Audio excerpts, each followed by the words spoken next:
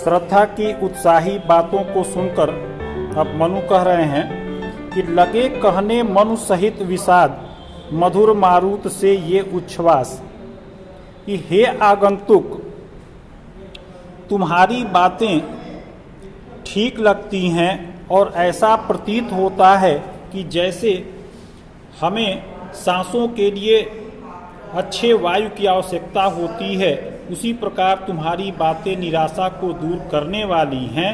अधिक उत्साह तरंग आबाद उठाते मानस में सौविलास।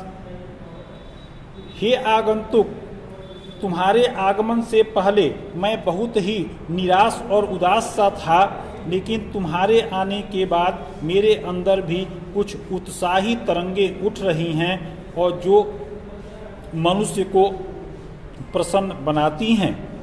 आगे, किंतु जीवन कितना निरुपाय, लिया है देख नहीं संदेश। लेकिन हे आगंतुक यह जीवन बहुत ही कष्टदायक है और इसे मैंने देख लिया है। निराशा है जिसका परिणाम सफलता का वह कल्पित ज्ञेय, और इस जीवन को अंत में मृत्यु का साथ मिलना है और वह प्रत्येक चीज को प्राप्त करने का प्रयास करता है, लेकिन उसे प्राप्त नहीं होता और उसकी मृत्यु हो जाती है। अतः हमारा जीवन सफलताओं की कल्पनाओं का एक घर है। अब मनु की इन बातों को सुनकर श्रद्धा फिर उनको दिलासा देते हुए कह रही हैं कि कहा आगंतुक ने सौ स्नेह। मनु के पास पहुंची आगंतुक श्रद्धा ने बहुत ही स्नेह के साथ कहा कि अरे तुम इतने हुए अधीर, कि हे तपस्वी तुम इतने अधीर क्यों हो गए हो। हार बैठे जीवन का दांव जीतते मरकर जिसको वीर। तुम तो अपने जीवन से इतना निराश हो गए हो कि इसे हार से गए हो, जिसको बहुत ही बलशाली और वीर लोग मर कर जीत लेते हैं। आगे फिर कहती हैं कि तप नहीं केवल जीवन सत्य, करुण यह क्षणिक दीन अवसाद। कि हे तपस्वी केवल तपस्या करना ही जीवन का अंतिम सत्य नहीं होता है, करुण यह क्षणिक दीन अवसाद। और तुम जिस दुख की स्थिति में जी रहे हो वह जल्द ही समाप्त हो जाएगा। तरल आकाश से है भरा सो रहा आशा का आह्लाद। और तुम जिसे कह रहे हो कि जीवन समाप्त हो जाता है, हमें कुछ प्राप्त नहीं होता, लेकिन यह जीवन आशाओं और कल्पनाओं के से भरा पड़ा है, बस उसे थोड़ा उत्साहित करने की आवश्यकता है। फिर आगे कहती हैं श्रद्धा कि प्रकृति के यौवन का श्रृंगार करेंगे कभी न बासी फूल। हे तपस्वी प्रकृति का श्रृंगार कभी भी एक बासी फूल नहीं करता है, ताजा फूल ही करता है। अर्थात अगर तुम अपने मन और हृदय में निराशा का भाव लेकर बैठोगे तो तुम कुछ भी नहीं कर सकते हो। मिलेंगे वे जाकर अति शीघ्र, आह उत्सुक है उनकी धूल। और जो निराशा तुम्हारे अंदर भर गई है वह निराशा बहुत ही जल्द समाप्त होने वाली है, और उत्सुकता के साथ यह पृथ्वी या यह आकाश, यह प्रकृति तुम्हारी प्रतीक्षा कर रही है। यहाँ पर श्रद्धा मनु को धिक्कारते हुए कह रही हैं कि एक तुम यह विस्तृत भूखंड, एक तुम हो जो तुम अपने जीवन से पूरी तरह निराश हो गए हो, और एक यह चौड़ा विस्तृत पृथ्वी है, प्रकृति वैभव से भरा अमन, जहाँ पर प्रकृति ने अपना पूरा आकर्षण फैला रखा है, जिससे कि तुम भी आनंद ले सको। कर्म का भोग, भोग का कर्म, यही जड़ का चेतन आनंद। श्रद्धा कहती हैं कि हे तपस्वी पेड़ पौधों को जड़ माना गया है, लेकिन वे निस्वार्थ होकर जब बड़े होते हैं, विस्तृत होते हैं, तो अपनी छाया से, फल से और फूल से सबकी सेवा करते हैं तो तुम भी अपना कर्म करो और इस प्रकृति का लाभ लेते हुए इस संसार को और भी विस्तृत करो। आगे, अकेले तुम कैसे असहाय यजन कर सकते? हे तपस्वी, तुमने यह कैसे सोच लिया कि तुम अकेले किसी यज्ञ को पूरा कर सकते हो? तुच्छ विचार, यह तो तुम्हारे बहुत ही विचार तुच्छ हैं, क्योंकि बिना स्त्री के कोई भी यज्ञ पूर्ण नहीं होता। तपस्वी, आकर्षण से हीन कर सके नहीं आत्मविस्तार। हे तपस्वी, तुमने अपने जीवन से मोह ही छोड़ दिया है और तुम जीवन से अलग रखकर जीने की इच्छा पूरी तरह त्याग दो और इस संसार का विस्तार करो। समर्पण लो सेवा का सार, सजल संस्कृति का यह पतवार, आज से यह जीवन उत्सर्ग इसी पदतल में विगत विकार।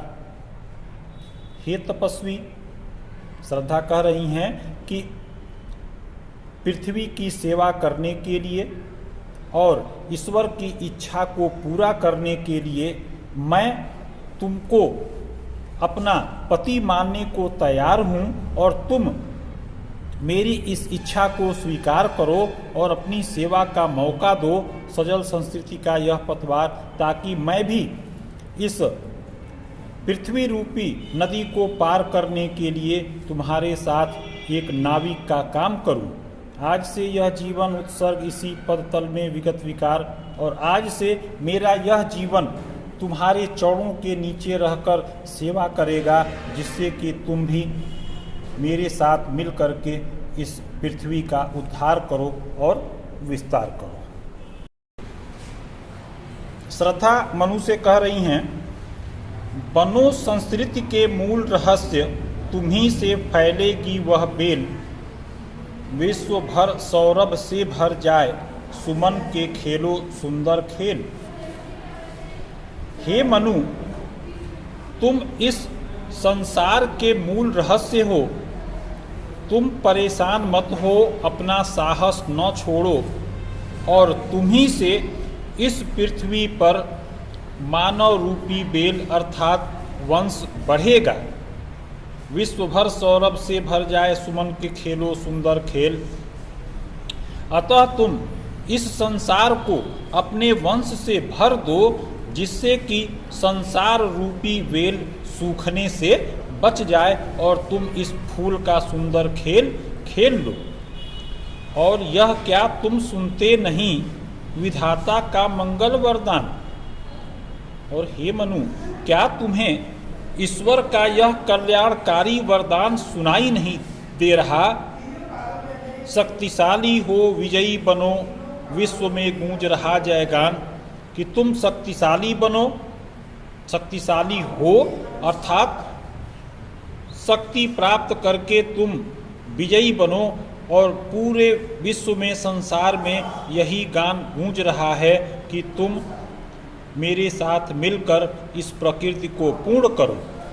आगे, कि डरो मत अरे अमृत संतान। हे तपस्वी, तुम तो ईश्वर की संतान हो, तुम किसी भय में न रहो। अग्रसर है मंगलमय वृद्धि, कल्याणकारी उन्नति तुम्हारे सामने आ रही है। पूर्ण आकर्षण जीवन केंद्र, खिंची आवेगी सकल समृद्धि। तुम साहस जुटाओ तो तुम्हारे जीवन में जो आकर्षणहीनता है वह समाप्त हो जाएगी। तुम्हारा जीवन आकर्षण से भर जाएगा और तुम्हारे सम्मुख स्वयं ही सुख और समृद्धि आ जाएगी। आगे, कि विधाता की कल्याणी सृष्टि सफल हो इस भूतल पर पूर्ण, पटे सागर बिखरे ग्रह पुंज और ज्वालामुखी हो चूर्ण।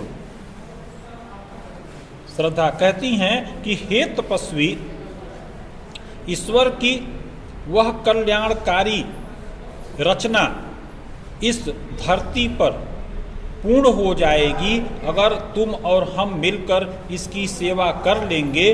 पटे सागर बिखरे ग्रह पुंज और ज्वालामुखी हो पूर्ण। जब इस ब्रह्मांड की रचना हुई है तो समुद्र से बहुत से सागर फूट पड़े, सारे ग्रह इधर उधर बिखर गए हैं और ज्वालामुखी भी अपना भय दिखा रहे हैं, लेकिन हमें यानी हम दोनों को मिल करके शक्तिशाली बनना है।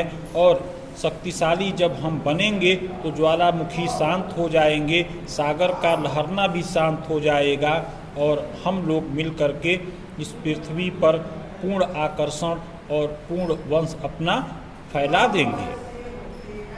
आगे, उन्हें चिंगारी सदृश सदर्प कुचलती रहे खड़ी सानंद, आज से मानवता की कृति अनिल भूजल में रहे न बंद।